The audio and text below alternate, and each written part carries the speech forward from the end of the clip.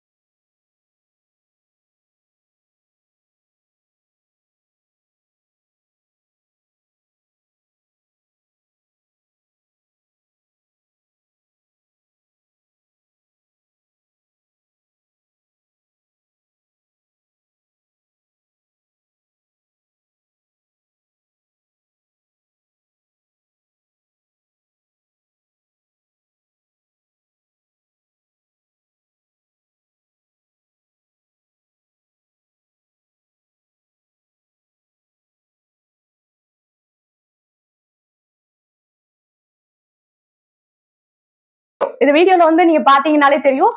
அதாவது சென்னை, காஞ்சிபுரம் அதை சுத்தி இருக்கக்கூடிய பகுதிகளுக்கு தலைவர் வந்து அவர் அரிசியில இருந்து பருப்புல இருந்து வீட்டுக்கு என்னென்ன விஷயங்கள் தேவை, பாயெல்லாம் வந்துட்டு பாய், தலையணை, அந்த பெட்ஷீட் அதெல்லாம் கூட அத்தியாவசிய தேவைகள் என்னென்ன இருக்குமோ அது வந்து ஒரு லிஸ்ட் வச்சு ஒரு வீட்டுக்கும் வந்து இது வந்து கொடுத்தாங்க. பாதிக்கப்பட்ட இடத்துல இருக்கக்கூடிய ஒரு வீட்டுக்கும் வந்து கொண்டு போய் கொடுத்தாங்க.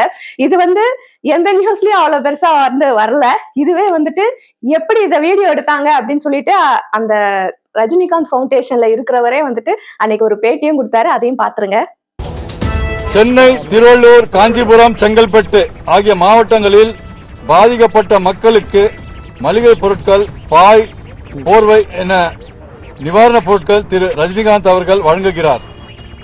மேற்படி பணிகளை ரஜினிகாந்த் பவுண்டேஷன் நிர்வாகிகள் மற்றும் அகில இந்திய தலைமை ரஜினிகாந்த் ரசிகர் நற்பணி மன்றம் பொறுப்பாளர்கள் ஏற்பாட்டில் மாவட்ட நிர்வாகிகள் மூலமாக பாதிக்கப்பட்ட மக்களுக்கு நேரடியாக வழங்கப்படுகிறது. இல்ல இப்ப அதுதான் இப்ப அந்தந்த மாவட்டம் சைட்ல இருந்து அவங்களுக்கு லோக்கல் அவங்களுக்கு தெரியும் எந்தெந்த ஏரியா பாதிக்கப்பட்டிருக்கு அப்படின்றத அதை மனசுல வச்சுட்டு இப்ப தலைமை மன்றம் மூலியமா அவங்க அந்த டீட்டெயில்ஸ் கொடுத்து அது பிரகாரம் அவங்க போயிட்டு விநியோகம் பண்றாங்க. அது தலைவருக்கு தாங்க தெரியும். நம்ம கொடுத்த பணிகளை நாங்க செஞ்சிருக்கோம், அவ்வளவுதான். இல்ல இது கரெக்டா அவங்களுக்கு போய் சேரணும் அப்படின்னு சொல்லியிருக்காரு. அது நிச்சயமா அவரோட எண்ணப்படி நடக்கும். ஆக்சுவலி இதுவே பாத்தீங்கன்னா என்னோட அன்பு கட்டளைக்கு வேண்டிக்கிட்டு தான் இதை ஏத்துக்கிட்டு இதை உங்களெல்லாம் அனுமதி கொடுத்தாரு. இல்ல ஆக்சுவலி அதுவே அவர் விரும்பல. நான் தான் இல்ல கொஞ்சம் தெரியும்னா மக்கள் நிறைய பேர் நம்ம சைட்ல எதுவும் செய்யல அப்படின்னு ஒரு ஆதங்கம் இருக்கு அப்படின்னு சொன்னதுனால சரி ஓகே உங்க விருப்பத்துக்கு பண்ணிக்கோ அப்படின்னு தான் உங்களை கூப்பிடுறதுக்கு எனக்கு அனுமதி கொடுத்தாரு. அதான் மளிகை பொருட்கள், பாய், போர்வை, அரிசி உட்பட மளிகை பொருட்கள் எல்லாம் சேர்த்து மொத்தம் ஒரு 20 ஐட்டங்கள் கொடுத்தாரு. பாத்தீங்களா? அதாவது என்ன அப்படின்னா தலைவர் நீங்க விளம்பரப்படுத்தியே ஆகணும் அப்படின்னு சொல்லிதான் ரசிகர்கள் எல்லாருமே கேட்டுக்கிறோம். ஆனா இன்னுமே தலைவர் நான் உதவி செய்வேன் ஆனா விளம்பரப்படுத்த மாட்டேன் அப்படின்னு சொல்லி சொல்றாரு. சோ இது கண்டிப்பா நீங்க இதை எடுத்தே ஆகணும்னு இவர் கம்பல் பண்ணி கேட்டுக்கிட்டதுனால ஏதோ ஒரு வீடியோ எடுத்து போடுங்கப்பா அப்படின்ற மாதிரி ஏதோ ஒரு அலோவ் பண்ணியிருக்காரு போல இருக்கு. அதனாலதான் இந்த வீடியோவே நம்மளுக்கு கிடைச்சிருக்கு. இல்லைன்னா அதுக்கு கூட வீடியோ கிடைக்காது நம்மளுக்கு. சோ அதனால மின்ஜாம்ல இது சென்னை சுற்று வட்டார பகுதிகளில் இருக்கக்கூடிய ஏரியாவுக்கு கொடுக்கப்பட்டது. அதே 2023 தூத்துக்குடி, நெல்லை அந்த மாதிரி ஏரியாக்கள்ல வெள்ளம் வந்துச்சு. 30 வருஷம் கழிச்சு, எங்க ஊர் இல்லையா, அதனால நான் தெளிவா சொல்றேன். 30 வருஷம் கழிச்சு அங்க மிகப்பெரிய அளவுல வெள்ள பாதிப்பு நெல்லையில ஏற்பட்டது 2023. சோ அப்போ அங்க பாதிக்கப்பட்டவங்களுக்கு இதே மாதிரி அதே செட் ஆஃப் பொருட்கள் தான், அரிசி, பருப்பு, பாய், பெட்ஷீட், இந்த மாதிரி விஷயங்கள் என்னென்ன செட்டு அவங்க ஒரு செட்டாவே வச்சிருக்காங்க. தலைவருடைய ஃபவுண்டேஷன்ல ஒரு செட்டாவே வச்சிருக்காங்க. இப்ப கிடையாது, 1990கள்ல இருந்தே அவங்க அந்த ஒரு லிஸ்டே வச்சிருக்காங்க. எங்கெங்க பாதிப்பு நடந்திருக்கோ அங்க அந்த லிஸ்ட்ல இருக்கிற ஒரு செட்டு ஒரு குடும்பத்துக்கு அவங்க அப்படியே கொடுத்துட்டு வந்துருவாங்க. சோ இது 1990ஸ்ல இருந்தே நடக்குது.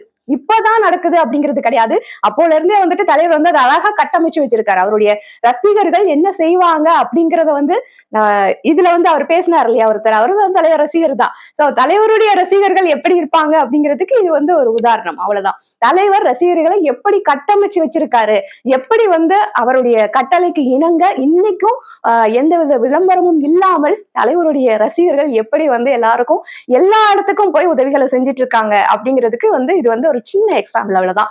சோ இதுல தலைவருடைய கேரக்டர் என்ன, தலைவர் எப்படி எல்லாம் ஹெல்ப் பண்ணிட்டு இருக்காரு அப்படிங்கறத நம்மளே பேசிக்கிட்டு இருக்கோம் இல்லையா. இதுல களத்துல இருந்து ஒருத்தர் பேசியிருக்கக்கூடிய ஒரு வீடியோ சமீபத்துல நீங்க கூட பாத்துருக்கலாம். பெஞ்சல் புயல் அப்படின்னு சொல்லிட்டு ஒண்ணு வந்துச்சு. பெஞ்சல் புயல் யாருக்கெல்லாம் ஞாபகம் இருக்கு அப்படிங்கிறது தெரியல. 2024 வந்தது. கடைசியா வந்த சைக்ளோன் அதுதான் நினைக்கிறேன். அதுக்கப்புறம் அவ்வளவு பெரிய சைக்ளோன் எதுவும் வரல. பெஞ்சல் புயல் வரும்போது அது இந்த திருவண்ணாமலை அந்த மாதிரி ஏரியாவை சுத்தி திருவண்ணாமலை சுத்தி அந்த ஏரியாக்கள்ல நிறைய பாதிப்புகளை ஏற்படுத்துது. நிறைய பேர் வீடுகள் இழந்தாங்க. நிறைய பேருக்கு தங்குறதுக்கு இடம் இல்ல, சாப்பாட்டு வசதி இல்ல. அப்படிங்கிறப்போ தலைவர் என்ன பண்ணார் அப்படிங்கிறத ஒருத்தர் அழகா சொன்னாரு. ரொம்ப சின்ன வீடியோ தான், ஆனா தலைவர் யாரு அப்படிங்கறத இந்த உலகத்துக்கே சொல்லக்கூடிய மிக சிறந்த வீடியோவா நான் இதை நினைக்கிறேன். நீங்க அதை பாருங்க. பெங்கல் புயலுக்கு நான் கடலூர்ல, விழுப்புரத்துல, திருவண்ணாமலையில, கள்ளக்குறிச்சியில இந்த மாவட்டங்கள்ல ஃபுல்லா நம்ம சர்வீஸ் பண்ணி பார்த்த இடத்துல அந்த இருளர் மக்களையும் ட்ரைபல்ஸையும் SC/STயும் வச்சு அரசியல் செய்த ஒரு கட்சி கூட அவங்களோட உடைஞ்சு போன கூரையில தார்பாய் போட்டு கொடுக்க கூட லாக்கில். ஆனா இவரோடது அரிசி பை மூட்டை பேக் ஒவ்வொரு வீக்கும் பெங்கல் புயல். ஆமா, இந்த பெங்கல் புயல்ல எத்தனை டிவில பாத்திருப்பீங்க? வரல, நியூஸே வரலையே. ரஜினி கொடுத்ததா தெரியலையே. ஏன்னா இந்த நியூஸ் எப்படின்னா போய் இத்தனை பேர் போய் பண்றதெல்லாம் கிடையாது. அந்த ஊர்ல இவங்களுக்கு ஒரு கட்டமைப்பு இருக்கா, அந்த கிராமத்துல இந்த ஒரு பாதிக்கப்பட்டிருக்கா, அந்த பாதிக்கப்பட்ட வீட்டோட ரிப்போர்ட் முன்னாடியே வாங்கிடுவாங்க. எல்லாருக்கும் மொத்தமாலாம் பண்ண மாட்டாங்க. உண்மையிலேயே பாதிக்கப்பட்டு அடிப்படை வசதிகள் கூட கஷ்டப்படாம இருந்தாங்கன்னா சைலண்டா போய் ஒரு பைக்ல போய் அப்படியே எடுத்துட்டு போய் அதை வீட்டுல வச்சுட்டு நம்ம பாத்துக்கலாம். அது ஏன் காரணம்னா, நீங்க வச்சிருக்கக்கூடிய ஒவ்வொரு ரசிகர்களும் அந்த மாதிரி ரசிகர்கள் வச்சிருக்கீங்களா, மிஸ்யூஸ் பண்ணாத ரசிகர்கள் வச்சிருக்கீங்களான்ற ஒரு கேள்விக்குறி இருக்கு. ரஜினி சார் அதை அப்பத்துல இருந்து கட்டமை பண்ணிட்டாரு. பாத்தீங்களா, ஒரு நிமிஷம் வீடியோ தான். அந்த ஒரு நிமிஷம் வீடியோல தலைவர் யாரு, தலைவருடைய ரசிகர்கள் என்ன செஞ்சுக்கிட்டு இருக்காங்க, தலைவர் அவருடைய ரசிகர்களை எப்படி கட்டமைச்சு வச்சிருக்காரு. அப்போ 1980ஸ்ல இருந்து இப்போ வரைக்கும் 50 வருஷமா நம்பர் 1 இடத்துல இருக்காங்க அப்படிங்கறதுதான் எல்லாருக்குமே தெரியும். ஆனா இந்த 50 வருஷத்துல கிட்டத்தட்ட ஒரு 40 வருஷம் எப்படி ரசிகர்களை கட்டமைத்து அந்தந்த ஏரியாக்கள்ல நடக்கக்கூடிய பாதிப்புகளுக்கு யாருக்குமே தெரியாம அவங்க மூலியமா வந்து ஹெல்ப் பண்ணா போதும், எனக்கு விளம்பரம் தேவையில்லை அப்படிங்கறதுதான் தலைவரோட பாலிசி. இன்னை வரைக்கும் அதான் கடைபிடிச்சிட்டு இருக்காரு. பெஞ்சல் புயல் அது வந்து கடைசியா 2024 நம்ம தமிழ்நாடு தாக்கின ஒரு புயல். அதுல வந்து அதான் திருவண்ணாமலை அந்த சுற்றுவட்டார ஏரியாஸ்லதான் வந்து நிறைய பாதிப்புகள் இருந்தது. அவங்களுக்கு உதவி செய்யறதுக்கு எந்த கட்சியும் போகல. அதுதான் வந்து இங்க வந்து ஆச்சரியமான ஒரு விஷயமா இருக்கு. மேடை போட்டு வந்து நான் ஜனமா பணமான்னு கேட்டா நான் வந்து ஜனம் தான் சொல்லுவேன் அப்படின்லாம் சொல்றாங்க. அவங்க எல்லாம் அரசியல்ல தான் இருந்தாங்க 2024. அவங்க எல்லாம் யாருமே இந்த ஏரியாக்கெல்லாம் போய் எட்டி கூட பாக்கல. இந்த மாதிரி ஒரு சைக்ளோன் வந்திருக்கு, இப்படி பாதிக்கப்பட்டிருக்காங்கன்றது விஷயமாவது அவங்களுக்கு தெரியுமா தெரியாதா அப்படிங்கறதெல்லாம் நம்மளுக்கு தெரியல. சரி, அவங்கள பத்தி பேசி நம்மளுடைய தரத்தை நம்ம குறைச்சிக்க வேணாம். நம்ம தலைவரை பத்தி பேசலாம். இந்த ஒரு நிமிஷம் வீடியோ போதும். தலைவருடைய இந்த 50 வருட கால நம்பர் 1 பொசிஷன், அதுக்கு பின்னாடி அவர் என்னெல்லாம் வந்து மக்களுக்கு செய்யறாரு, தமிழக மக்களுக்கு என்னெல்லாம் செய்யறாரு, தமிழ்நாட்டுக்கு என்னெல்லாம் செய்யறாரு அப்படிங்கறத எடுத்து சொல்றதுக்கு இந்த ஒரு நிமிஷம் வீடியோ போதும். வேற எதுவுமே தேவையில்லை. சோ இதுதான் வந்து தலைவர். இது கூட வந்து விளம்பரம் கிடையாது. இதுல கூட வந்து சொல்றாங்க பாத்தீங்களா, எந்த டிவிலயும் வரல, எந்த நியூஸ்லயும் வரல, நம்மளுக்கே தெரிஞ்சிருக்காது இது வந்து தலைவர் செஞ்சிருக்காரு அப்படிங்கிறதுக்கு. நம்ம கழுகு படையிலேயே எத்தனை பேருக்கு இதெல்லாம் தெரியும் அப்படிங்கிறது தெரியல. இதுல வந்து என்ன அப்படின்னா, நான் இப்ப காமிச்சதெல்லாம் வந்து 2021 அதுல இருந்து இப்போ வரைக்கும் நடந்த பேரிடர் காலத்துல தலைவர் என்னெல்லாம் பண்ணியிருக்காரு அது மாதிரிதான் நான் வந்து சொல்லியிருக்கேன்.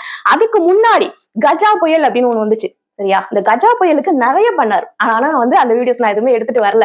ஏன் அப்படின்னா 2017 இருக்குல்ல, 2017 இருந்து 2021 வரைக்கும் தலைவர் என்னெல்லாம் பண்ணாரோ அதெல்லாம் நான் வந்து எடுத்துட்டு வர போறது கிடையாது. ஏன் அப்படின்னா ஆரம்பம் வந்து அப்ப ஆக்டிவ்ல இருந்துச்சு. சோ அப்போ வந்து தலைவர் பண்ண விஷயத்தை நம்ம எடுத்துட்டு வந்து இங்க போட்டோம் அப்படின்னு சொன்னா இது அரசியலுக்காக தானே பண்ணாங்க அப்படிங்கிற மாதிரி ஒரு பேரை வந்து கிரியேட் பண்ணிடுவாங்க. சோ அதனால வந்துட்டு 2017 இருந்து 2021 வரைக்கும் நிறைய பண்ணிருக்காரு. குறிப்பா கஜா புயல்ல நிறைய பேருக்கு வீடு கட்டி கொடுத்திருக்காரு. நிறைய பேருக்கு வாழ்வாதாரத்தை இழந்தவங்களுக்கு நிறைய பேருக்கு வந்து பண உதவி செஞ்சிருக்காங்க. அதை தாண்டி வந்துட்டு மண்டபத்துக்கு வர வச்சு, போலீஸ் கார்டனுக்கு வர வச்சு அவங்களுக்கு வந்து அவங்க வீட்டோட கீயை கொடுக்கறது, அவங்க வீடு கட்டி அவங்களோட கீயை கொடுக்கறது, அதுக்கப்புறம் பணமா வந்து ஹெல்ப் பண்றது, இது எல்லாமே வந்து அந்த காலகட்டத்துல நடந்துச்சு. ஆனா வந்துட்டு அதெல்லாம் வந்து நம்ம வீடியோஸ் எல்லாம் நீங்க ஆன்லைன்ல பார்த்தாலே இருக்கும். அந்த கஜா புயல்ல வந்து தலைவர் பண்ண எல்லா வீடியோஸுமே வந்து ஆன்லைன்ல இன்னும் இருக்கு. அது தேவையானவங்க நீங்க பாத்துக்கலாம். அதை நான் ஏன் எடுத்துட்டு வரலங்கிற காரணத்தையும் நான் சொல்லிட்டேன். அதை தாண்டி அந்த காலகட்டத்துல கஜா புயல் காலகட்டத்துல தலைவர் வந்து பாதிக்கப்பட்ட இடத்துல இருக்கக்கூடிய நிறைய பேருக்கு வந்து உணவு கொடுத்துட்டு இருந்தாங்க. நிறைய அந்த அந்த வாழ்க்கை வந்து சரியாகிற வரைக்குமே, அவங்களுடைய வாழ்க்கை வந்து வாழ்வாதாரம் வந்து ஓரளவுக்கு அவங்களுக்கு கிடைக்க ஆரம்பிக்கிற வரைக்குமே தலைவர் சைட்ல இருந்து எல்லாருக்குமே ஃபுட்டு போச்சு. ஆனா அது வந்து என்ன பண்ணிட்டாங்க அப்படின்னா, தலைவருடைய அந்த ஸ்டிக்கர் ஒட்டுறது அப்படின்றாங்களே, அது மாதிரி வந்துட்டு அந்த அந்த உணவு பொட்டலங்கள்ல எல்லாம் வந்துட்டு தலைவருடைய முகம் பதிக்கப்பட்டிருந்த சீல் வந்து அடிக்கப்பட்டிருந்தது அப்படின்னு சொல்லிட்டு அதை ஒரு பெரிய இஷ்யூ ஆக்கி வந்துட்டு ரொம்ப பெரிய பேசு பொருளா அப்ப வந்து பேசப்பட்டுச்சு. அது வந்து தவறு அப்படின்னு நான் சொல்ல மாட்டேன். ஏன் அப்படின்னா சிவாஜி கணேசன் அவர்கள் வந்து ஒரு விஷயம் சொல்லியிருப்பாங்க, விளம்பரம் பண்ணிக்காதவன் வந்து கஞ்சன், விளம்பரம் பண்றவன் தான் இங்க வந்து நல்லவன், விளம்பரம் பண்றவன் தான் வந்து வள்ளல் அப்படின்னு சொல்லியிருப்பாரு. அதாவது விளம்பரம் பண்ணிக்காதவன் வந்து கஞ்சன், அவன் யாருக்கும் எதுவும் செய்ய மாட்டான் அப்படின்னு சொல்லுவாங்க. விளம்பரம் பண்றவனதான் இங்க வந்து வள்ளல் அப்படின்னே சொல்லுவாங்க. அப்படிங்கிறது வந்து சிவாஜி அவர்கள் வந்து சொன்ன ஒரு விஷயம். அது சிவாஜி அவர்களுக்கும் பொருந்துச்சு, நம்ம தலைவருக்கும் அதுதான் பொருந்தது. ஆனா கூட தலைவர் விளம்பரத்தை விரும்ப மாட்டார். ஏன்னா வந்துட்டு சிவாஜி அவர்களும் வந்து எலெக்ஷன்ல வந்து நின்று தோற்கடிக்கப்பட்டார் தான். அதுக்கு அவருக்கு வந்து எலெக்ஷன்ல வந்து அவரு ரொம்ப சோபிக்க முடியல. ஆனா அவர் செஞ்ச நல்ல காரியங்கள் நிறைய. சிவாஜி அவர்கள் வந்து அவருடைய வீட்டுல வந்து அவ்வளவு பேருக்கு சமைச்சு வந்து சர்வ் பண்ணியிருக்காரு பேரிடர் காலங்கள்ல. அதுக்குண்டான போட்டோஸ் எல்லாம் நிறைய வந்து பேப்பர் கட்டிங்ஸ் எல்லாம் நிறைய இருக்கு. சிவாஜி அவர்கள் அவங்க வீட்டிலேயே சமைச்சு பரிமாறக்கூடிய, அதாவது சாப்பாடு இல்லாதவங்களுக்கு எடுத்துட்டு போய் கொடுக்கக்கூடிய வேலையை நிறைய பண்ணியிருக்காரு. ஆனா அவர் விளம்பரம் பண்ணிக்கல. சோ ஒரு காலகட்டத்துல அவர் உணர்ந்தாரு, நம்ம விளம்பரம் பண்ணாம இருக்கிறதுனாலதான் நம்மள கஞ்சன்னு சொல்றாங்க, விளம்பரம் பண்ணவங்களதான் வள்ளல்னு சொல்றாங்க அப்படிங்கறத அவர் உணர்ந்து சொல்லியிருந்தாரு. இன்னைக்கு தலைவரோட நிலைமையும் அதுதான். விளம்பரம் பண்ணாம இருக்கிறதுனாலதான் அவர் வந்து கஞ்சன் அப்படின்னு சொல்றாங்க. இதெல்லாம் வந்துட்டு நீங்க பாத்தீங்க அப்படின்னு சொன்னா 2021 ஸ்டாலின் அவர்கள் ஆட்சிக்கு வர்றதுக்கு முன்னாடியே வந்துட்டு அரசியலுக்கு நான் வரப்போறது இல்ல அப்படிங்கிற நிலைப்பாட்டை சொல்லிட்டாரு தலைவர். சோ அதுக்கப்புறம் இவ்வளவு பண்றாருன்னா என்ன ஆதாயத்துக்காக அவர் பண்ணியிருப்பாரு யோசிச்சு பாருங்க. அரசியலுக்கு நான் வரல, ஆனாலும் எங்கெங்க பாதிக்கப்படுதோ அங்கெல்லாம் போய் என்னுடைய ஃபவுண்டேஷன்ல இருக்கிறவங்களை அனுப்பி நான் வந்து இவ்வளவு தூரம் உதவி பண்றேன். சாப்பாடு, அது போக வந்து தங்குற வசதி, அதாவது பாய், தலானி, பெட்ஷீட் அந்த மாதிரி பொருட்கள், வேட்டி சேலைகள், துணிமணிகள் இதெல்லாமே வந்துட்டு கொடுக்குறாரு அப்படின்னா எதுக்காக கொடுக்கணும்? ஆயிரக்கணக்கானவங்களுக்கு கொடுக்குறாரு, ஒருத்தர் 2 பேருக்கு கிடையாது. எத்தனை லாரி வந்து ராகவேந்திரா மண்டபத்துல இருந்து கிளம்பி போகுது அப்படிங்கறத வந்து அது கூட ஒரு வீடியோஸ் இருந்தது. அவ்வளவு லாரிஸ் எதுக்காக பண்றாரு? அரசியலுக்கு வரலன்னு சொல்லியாச்சு, அப்புறம் எதுக்கு பண்றது? யோசிக்கணும்ல. சோ தலைவரை வந்து குறை சொல்றவங்களுக்கு இதெல்லாம் வந்து தெரிஞ்சிருக்கவே வாய்ப்பில்லை. ஏன்னா வந்து இதுல நிறைய விஷயங்கள் நம்மளுக்கே இப்பதான் தெரியுது தலைவர் பண்ணிட்டு இருக்காரு அப்படிங்கிறது. ஆரம்ப காலகட்டத்துல வந்து ரஜினி நற்பணி மன்றம் அப்படின்னு சொல்லி அதை வச்சு பண்ணாங்க. ஏன்னா 1970s 80s எல்லாம் வந்து ரஜினி ரசிகர் மன்றம் அப்படின்னு இருந்தது. அதுக்கப்புறம் வந்து 80s எல்லாம் வந்துட்டு தலைவர் வந்து நற்பணி மன்றமா மாத்திட்டாங்க. 1990s எல்லாம் ஃபுல்லா வந்துட்டு ரஜினி நற்பணி மன்றம் தான். சோ அதுல இருந்து அப்படியே வந்துட்டு இருந்தது. 2017 ரஜினி மக்கள் மன்றமா மாறுச்சு. சோ அதுல இருந்து வந்து கட்சியாக மாறும் அப்படின்னு சொல்லிட்டு எல்லாருமே எதிர்பார்த்தோம். நானும் எதிர்பார்த்தேன். நானும் RMM ரெஜிஸ்டர் பண்ணியிருந்தேன், ரிஜிஸ்டர் பர்சனா தான் இருந்தேன். ஆனா வந்துட்டு நம்ம நேரமா இல்ல வந்துட்டு தலைவரோட நேரமான்னு தெரியல, ஏதோ வந்து கலைஞ்சு போயிடுச்சு. அதே RMM அதுக்கப்புறம் எப்படி மெயின்டைன் பண்ணிட்டு இருக்காங்கன்னா ரஜினிகாந்த் ஃபவுண்டேஷன் அப்படின்னு சொல்லிட்டு மெயின்டைன் பண்ணிட்டு இருக்காங்க. இப்ப வந்து பண்ணக்கூடிய அத்தனை அந்த உதவிகளுமே வந்துட்டு ரஜினிகாந்த் ஃபவுண்டேஷன்ல இருந்து தான் வந்துட்டு இவங்க வந்து பண்றாங்க. அதேதான் ரஜினி ரசிகர் மன்றமா இருந்ததுதான், ரஜினி நற்பணி மன்றமா இருந்ததுதான், ரஜினி மக்கள் மன்றமா இருந்ததுதான், இப்ப வந்து ரஜினிகாந்த் ஃபவுண்டேஷனா வந்து இருக்கு. சோ இதெல்லாமே ஒண்ணுதான். அதை தாண்டி வந்து அகில இந்திய தலைமை அப்படின்னு சொல்லிட்டு சொல்றாங்க. அகில இந்திய அளவுல வந்துட்டு ரஜினிகாந்த் ஃபவுண்டேஷன் அப்படிங்கிறது வேலை பார்க்குது அப்படிங்கறது வந்துட்டு நான் இப்பதான் தெரிஞ்சுக்கிறேன். அகில இந்திய தலைமையா அப்படின்னு சொல்லிட்டு அகில இந்திய அளவுல வந்துட்டு ஒரு ரஜினிகாந்த் ஃபவுண்டேஷன் வந்து எங்கெங்கெல்லாம் கஷ்டப்படுறாங்களோ அங்கெல்லாம் போய் உதவி பண்றாங்களா அப்படிங்கிறது எனக்கு இப்பதான் தெரியுது. நான் நினைச்சேன் தமிழ்நாட்டுல அங்கங்க ஹெல்ப் பண்ணிட்டு இருப்பாங்க அப்படின்னு தான் நினைச்சேன். சோ வீடியோஸ் பார்க்க எனக்கே வந்து ஒரே அப்படியா அப்படின்ற மாதிரி இருக்கு. உங்களுக்கு எல்லாம் வந்து இது தெரிஞ்சிருக்குமா அப்படின்னு எனக்கு தெரியல. மேபி இந்த விஷயங்கள் தெரிஞ்சிருக்கலாம், இது லேட்டஸ்டா நடந்த விஷயங்கள் அப்படிங்கறனால தெரிஞ்சிருக்கலாம். இன்னும் நிறைய விஷயங்கள் இருக்கு. ஒரு வீடியோக்கும் ஒரு 2 விஷயமோ இல்ல 4 விஷயமோ மட்டும் தான் நான் ஷேர் பண்ணலாம்னு இருக்கேன். சோ தொடர்ந்து பாருங்க, அடுத்த பார்ட் வந்துகிட்டே இருக்கு. இப்போதைக்கு இந்த வீடியோவை க்ளோஸ் பண்ணிக்கிறேன். இதை பத்தி நீங்க என்ன நினைக்கிறீங்க அப்படிங்கறத மறக்காம கமெண்ட் செக்ஷன்ல சொல்லிட்டு இருங்க. ஓகேவா? அடுத்த வீடியோ சந்திக்கிறேன். பாய்.